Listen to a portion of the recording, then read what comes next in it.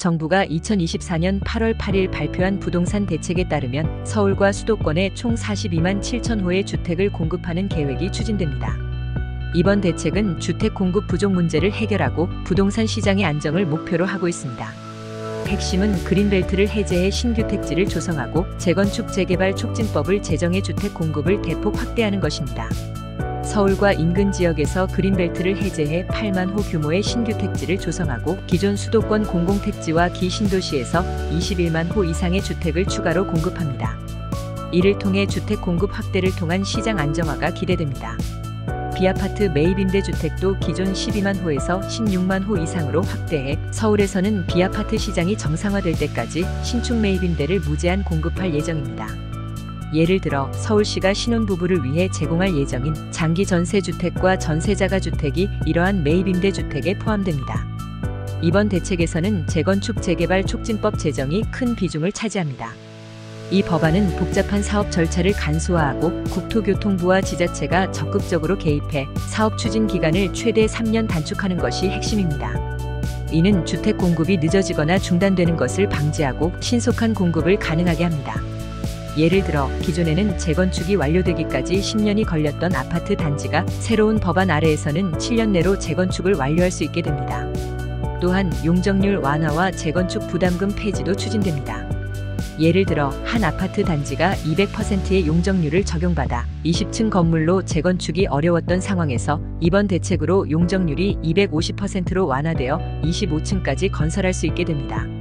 정부는 기존 공공택지에서의 주택 공급도 조기에 추진할 계획입니다. 2025년까지 수도권 공공택지에서 착공 예정인 4만 1천 호의 미분양 주택에 대해 한국토지주택공사 LH가 매입 확약을 제공해 조기 착공을 유도합니다.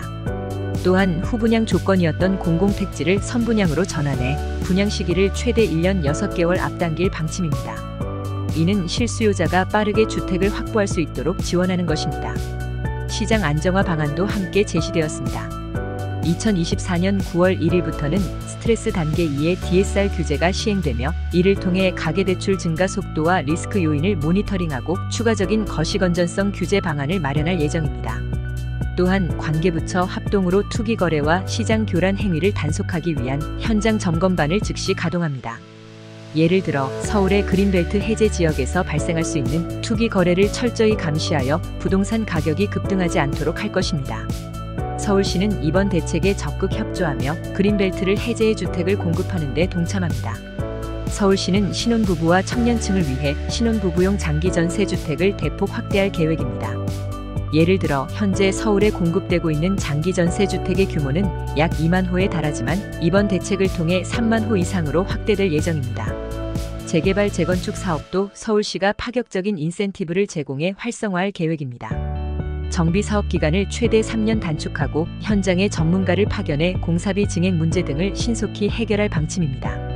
예를 들어 서울의 한 노후 아파트 단지가 현황 용적률 문제로 재건축이 어려웠으나 이번 대책으로 용적률 완화가 적용돼 재건축이 가능해질 수 있습니다. 무주택자라면 이번 대책을 활용해 내 집 마련의 기회를 잡는 것이 중요합니다. 정부가 서울과 수도권에 신규 택지를 대거 공급하고 비아파트 매입임대주택을 확대함에 따라 다양한 선택지를 고려할 수 있습니다. 특히 신혼부부나 청년층의 경우 서울시가 제공하는 장기 전세주택 및 전세자가주택에 주목할 필요가 있습니다. 이러한 주택은 초기 자금 부담이 적고 장기적으로 안정된 주거를 제공받을 수 있는 장점이 있습니다. 예를 들어 신혼부부가 장기 전세주택에 입주하면 최대 20년간 안정적으로 거주할 수 있고 자녀를 출산할 경우 시세보다 저렴하게 주택을 매수할 수 있는 혜택을 누릴 수 있습니다. 1세대 1주택자라면 기존 주택의 가치 변동을 주시하면서 향후 주택시장 변화에 대비하는 것이 필요합니다. 재건축 재개발 촉진법 제정으로 인해 해당 단지의 재건축이 가속화될 경우 거주 중인 주택의 가치는 상승할 가능성이 큽니다. 다만 새로운 주택을 구입하고자 할 때는 DSR 규제 강화로 대출 여건이 더욱 까다로워질 수 있으므로 재정 상황을 면밀히 검토하고 신중하게 결정해야 합니다.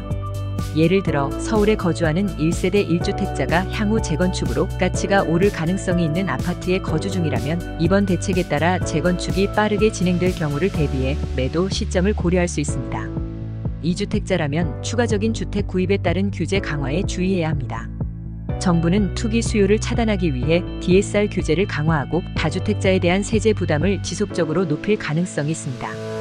따라서 보유주택의 수익성과 향후 시장 전망을 면밀히 분석하여 불필요한 추가 주택 구입을 자제하는 것이 바람직합니다.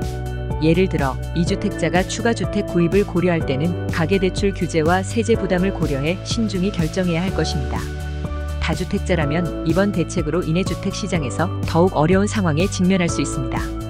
특히 투기 수요 차단과 유동성 관리 강화 조치가 다주택자의 자산 관리에 직접적인 영향을 미칠 가능성이 큽니다.